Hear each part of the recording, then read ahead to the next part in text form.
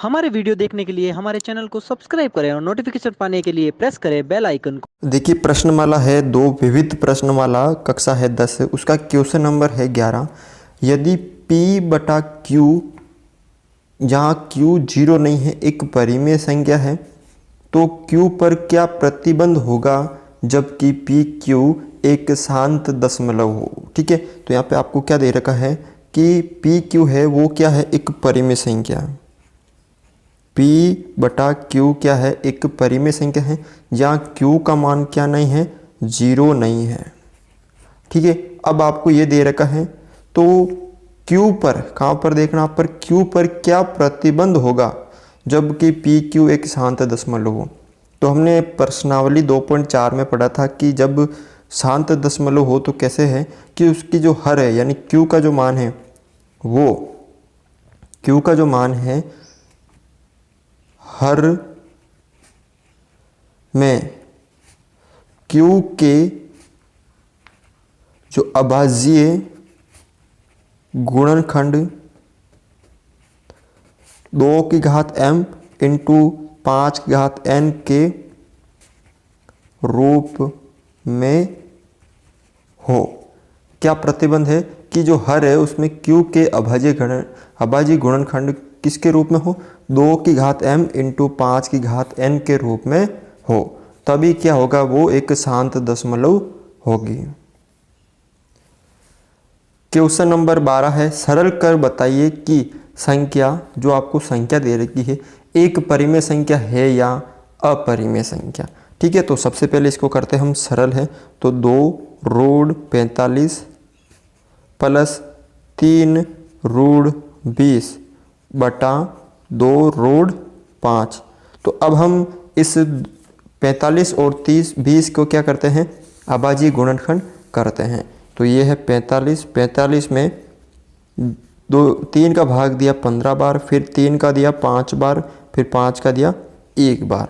इसी तरह 20 के अभाज्य गुणनखंड करते हैं, तो 20 में 2 का भाग दिया 10 बार, फिर 2 का दिया 5 बार, फिर 5 का दिया 1 बार। यानी हम इस 45 को क्या लिख सकते हैं, 3 इंटू 3 इंटू 5 प्लस 3 रूट 20 को क्या लिख सकते हैं, 2 इंटू 2 इंटू 5। ठीक है ना, ये हम लिख सकते हैं, बटा नीचे कितने हैं, 2 रूट 5। अब यहाँ पे देखिए ये वर्गमूल है यानी दो अंकों के जोड़े बनाते हैं। तो देखिए 3 के जोड़े बन रहे तो 1 3 आ जाएगा बार, पीछे किसका नहीं बन रहा है, 5 का, तो ये 5 अंदर, फिर प्लस 2 के जोड़े बन रहे तो 3 और ये 2 बार आ जाएंगे, अंदर क्या है 5। इसी तरह बटा 2 रूट 5। अब यहाँ पर इसको सरल करते हैं, 3 को 2 से गुणा किया तो 3 दूनी 6 रूट 5, फिर प्लस 3 दूनी 6 रूट 5 बटा 2 रूट 5। अब यहाँ पे देखिए आप आगे, इन दोनों में क्या कॉमन आ रहा है, इसमें भी 6 है, इसमें भी 6 है। ठीक है, इसमें भी 5 है, इसमें भी रूट 5 है, तो हमें रूट 5 से रूट 5 कट करना। ठीक है ना, तो इन दोनों में रूट जो 5 है वो मैं कॉमन ले लूँगा। क्या कर लूँगा, रूट जो 5 है वो मैं कॉमन ले लूँगा, तब क्या बचेगा, इधर 6 बचेगा, फिर प्लस इधर 6 बचेगा बटा 2, ये दोनों गुणा में, तो इसको इस तरह लिख सकते हैं। ठीक है ना, अब यहाँ पे देखिए आप, ये जो 5 रूट से 5 रूट है ये कट जाएंगे, ऊपर बचेंगे 6 और 6 12 बटा 2, 12 में 2 का भाग 6 बार, इसको हम लिख सकते हैं 6 बटा 1, क्योंकि जो संख्या होती है उसका हर 1 मानते हैं। ठीक है, अगर किसी का हर नहीं है तो उसका हर 1 होता है। तो ये एक परिमेय संख्या है, तो आपको दे रखा कि क्या ये एक परिमेय संख्या है या अपरिमेय संख्या। तो दी गई संख्या एक परिमेय संख्या है। क्वेश्चन नंबर 13 है, यहाँ पर दर्शाइए कि कोई धनात्मक विषम पूर्णांक, धनात्मक का मतलब प्लस की संख्या और विषम पूर्णांक मतलब विषम संख्या। ठीक है ना, यानी 1 3 5 इस तरह की कोई संख्या है और प्लस की है, वो 4q प्लस 1 या 4q प्लस 3 के रूप में होता है, जहाँ q क्या है, कोई पूर्णांक है। ठीक है, तो हम क्या करते हैं कि यहाँ पर देखो, माना ए कोई धनात्मक पूर्णांक है, ये कोई धनात्मक विषम पूर्णांक है। कैसा पूर्णांक है? विषम पूर्णांक। ठीक है, अब यहाँ पे ए में मैं जब भाग दूंगा किसका? 4 का, तो आपको पता है कि हमने पिछले क्वेश्चन में पढ़ा था 2.1 में कि किस रूप में होता है ये होता है ए बराबर बी क्यू प्लस आर, इस रूप में होता है। तो ए हमने मान लिया। अब यहाँ पर क्या है, बी का मान आपको कितना दे रखा है? बी का मान देखो ये 4 है, ये बी का मान होता है, तो बी का मान आपको दे रखा है 4, यानी किसी संख्या में मैं 4 का भाग दे रहा हूँ। क्या दे रहा हूँ मैं? किसी संख्या में 4 का भाग दे रहा हूँ, तो उसका शेषफल यानी आर का मान क्या क्या आ सकता है? आर का मान क्या क्या आ सकता है? 4 अंकों तक आता है। आपको अगर किसी संख्या में 4 का भाग देना है तो उसका जो शेषफल है, ठीक है ना, तो वो 4 अंकों तक आ सकता है, यानी 0 से 1, 2 या 3, इन 4 में से कोई भी एक उसका शेषफल आ सकता है। मान लीजिए ये संख्या है, इसको किस रूप में लिख सकते हैं? जैसे 4 का भाग दे रहा हूँ, बी की जगह 4, क्यू प्लस आर, शेषफल कितना रख रहा हूँ मैं? 0 रख रहा हूँ। ठीक है, तो इसको सरल करने पे देखो ए का मान कितना आ जाएगा? 4 क्यू। अब ये 4 क्यू हो गया। अब 4 क्यू में अगर मैं 2 का भाग दे रहा हूँ, 4 क्यू में मैं अगर 2 का भाग दे रहा हूँ, तो जब मैं इसमें यहाँ पे 4 क्यू है, ये 4 क्यू, ठीक है, 4 क्यू है, जब 2 का भाग दे रहा हूँ तो ये 2 से 2 कट गया, इसका मतलब 2 का भाग पूरा पूरा जा रहा है। और हम जानते हैं कि किसी में 2 का भाग पूरा पूरा जाता है तो वो विषम संख्या न होकर सम संख्या होती है। इसमें 2 का भाग जा रहा है, तो इसका मतलब ये जो वाली संख्या है, ये कौन सी संख्या है? आपके सम संख्या। ठीक है, अब दूसरा है ए बराबर 4 क्यू प्लस 1 रख रहा हूँ, तो इन दोनों में कोई भाग ही नहीं जा रहा है क्योंकि ये जुड़ नहीं सकते आपस में। ठीक है, तो ये कौन सी होगी? आपकी विषम। अगला है कि ए बराबर 4 क्यू प्लस 2। अब देखो इन दोनों में क्या कॉमन आ रहा है? 2 कॉमन आ रहा है, फिर 2 क्यू प्लस 1। ठीक है, तो अब यहाँ पे देखो जब 2 क्यू प्लस 1 इसमें 2 का भाग दे रहा हूँ तो पूरा पूरा जा रहा, कट रहा है, तो इसका मतलब ये कि ये भी एक सम संख्या है। और अगली है 4 क्यू प्लस 3। अब इन दोनों में भी कॉमन नहीं आ रहा है, तो इसका मतलब ये जो संख्या ये भी कैसी है? विषम। और आपको कौन सा रूप दे रखा है कि ये जो रूप दे रखा है 4 क्यू प्लस 1 ये वाला और 4 क्यू प्लस 3 ये वाला, यही बताना है। ठीक है, तो आपको यहाँ पे क्या लिखना है अब? अतः देखो ये तो विषम है, तो ये तो 2 सम तो होगा नहीं, तो ये दोनों होगा, तो अतः धनात्मक विषम पूर्णांक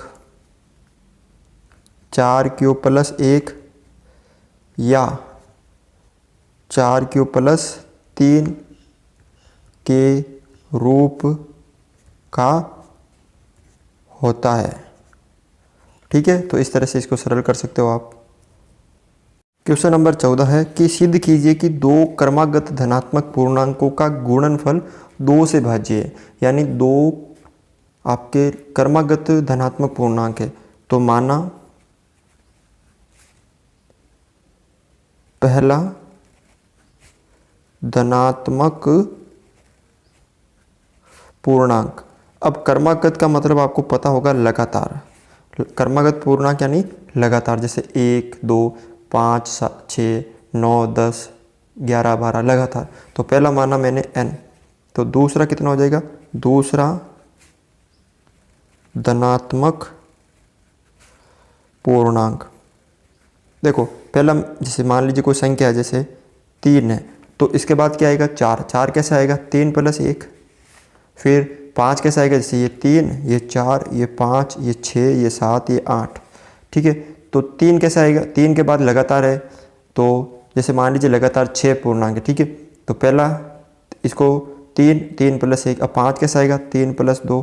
6 कैसे आएगा? 3 प्लस 3। 7 कैसे आएगा? 3 प्लस 4। 8 कैसे आएगा? 3 प्लस 5।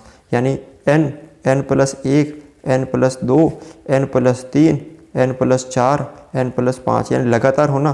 तो आपको क्या करना है? पहला होता है n प्लस पहला तो n, दूसरा n+1, तीसरा n+2, चौथा n+3 ऐसे करता है। तो दूसरा हो गया आपके n+1, ठीक है, और पहला हो गया आपके n, ठीक है।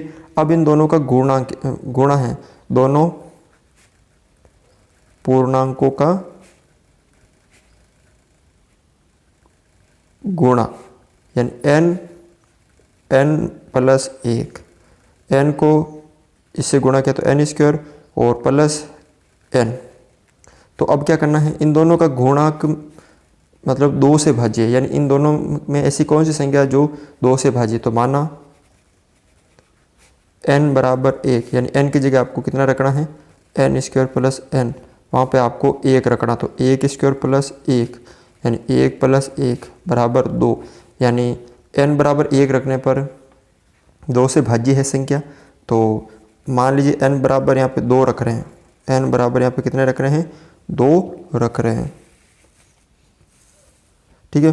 तो संख्या क्या है, n² + n, तो 2 का स्क्वायर प्लस 2, तो कितना हो गया, 4 + 2 बराबर 6। ये भी 2 से भाज्य है, गुणनफल आ रहा है, 2 आ रहा है, 6 आ रहा है। n बराबर रख लो, यहाँ पे n बराबर आप रख लो 3 रख लो। तो n² + n बराबर 3² + 3, तो 9 प्लस, देखो n बराबर 3 रख रहा हूँ, ठीक है। तो n² यानी 3 का स्क्वायर प्लस n, 3, 9 और 3 कितना हो गया यहाँ पे 12, इसमें भी 2 का भाग जा रहा है। n बराबर आप 4 रख लो, तो n² + n, यानी 4 का स्क्वायर प्लस 4, यानी 16 + 4, तो कितना हो गया 20, इसमें भी 2 का भाग जा रहा है।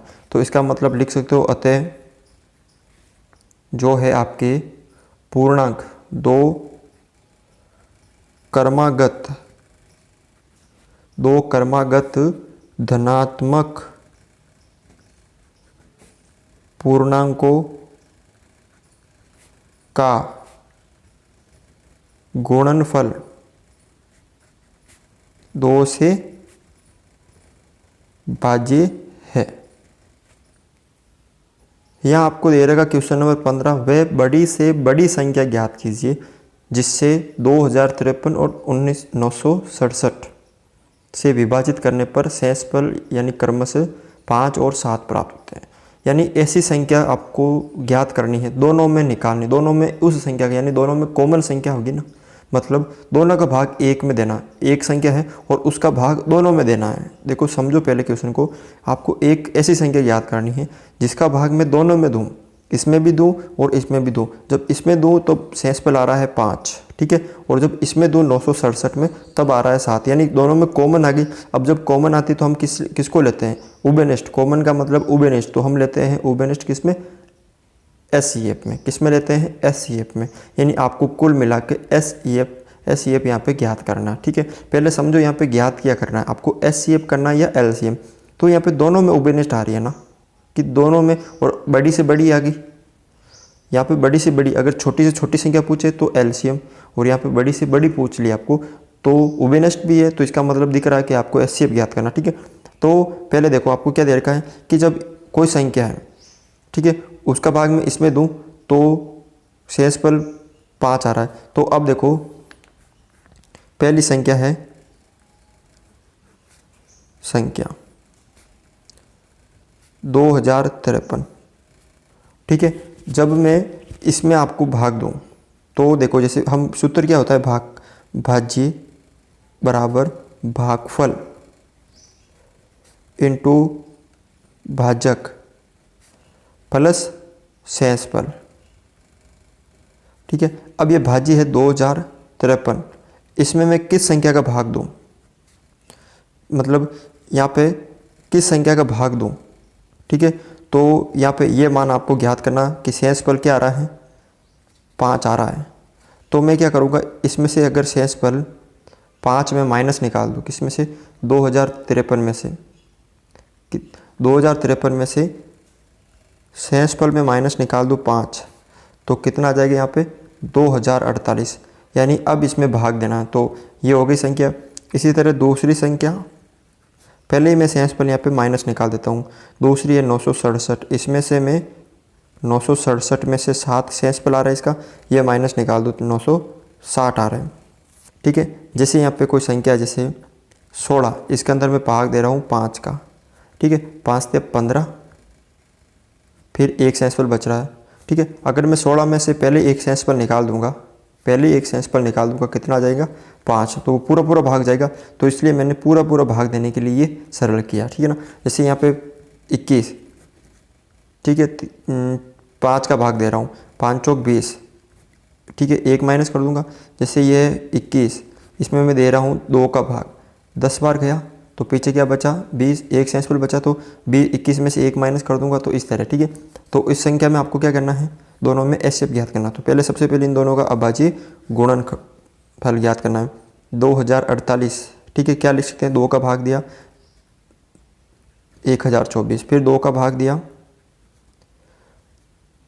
500, देखो 12, 2 का भाग 1024 में 512, फिर 2 का भाग दिया 2 बार, फिर 5, फिर ये कितना हो गए 5, 10 और 6, 256 बार, फिर 2 का भाग दिया इसके अंदर।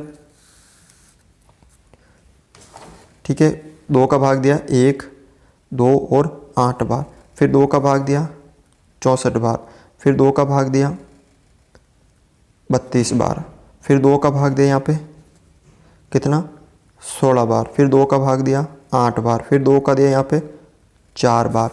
ठीक है, फिर 2 का भाग दिया यहाँ पे 2 बार, फिर 2 का दिया 1 बार, यानी कुल मिलाकर कितने 2 आ रहे हैं यहाँ पे 1, 2, 3, 4, 5, 6, 7, 8, 9, 10, 11 आ रहे हैं। कितना आ रहे हैं, यानी 11 बार 2 आ रहे हैं। ठीक है, तो देखो अब इसका भी कर लो आप, 960 का 2 का भाग दिया 4 बार, 8 दूनी 16, 0, फिर इसके अंदर वापस 2 का भाग दिया 2, 4, 0, फिर वापस 2 का भाग दिया 1, 2, 0, फिर वापस 2 का भाग दिया 60 बार, फिर 2 का भाग दिया 30 बार, फिर 2 का भाग दिया 15 बार, फिर 3 का भाग दिया 5 बार, फिर 5 का भाग दिया 1 बार। यानी हम इस 2048 को क्या लिख सकते हैं, 2 की घात कितने लिख सकते हैं, हम 11 लिख सकते हैं, क्योंकि 2 कितनी बार हैं 11 बार, 1, 2, 3, 4, 5, 6, 7, 8, 9, 10, 11, तो इसको हम 2 की घात 11 भी लिख सकते हैं। इसी तरह हम 960 को क्या लिख सकते हैं, 2 कितनी बार हैं 1, 2, 3, 4, 5, 6, 6 इंटू 3 एक बार है तो 3 की घात 1, इंटू 5 एक बार है तो 5 एक बार। अब यहाँ पे सबसे छोटी जो बेनिस्ट क्या है, घात मतलब घात छोटी और दोनों में कॉमन, तो दोनों में ये कॉमन आ रही है। ठीक है, तो इनका एचसीएफ क्या होगा, दोनों की में घात छोटी कौन सी है, 2 की घात 6, यानी 2 into 2 into 2 into 2 into 2 into 2, ये कितने हो गए 8, और ये हो गए 8, 8 8 64, यानी किस संख्या का भाग देंगे, दोनों में 64 का भाग देंगे। तो इस तरह से आप ये क्वेश्चन सरल कर सकते हो। अगर हमारा वीडियो आपको अच्छा लगा तो इसे लाइक, शेयर और हमारे चैनल को सब्सक्राइब करें।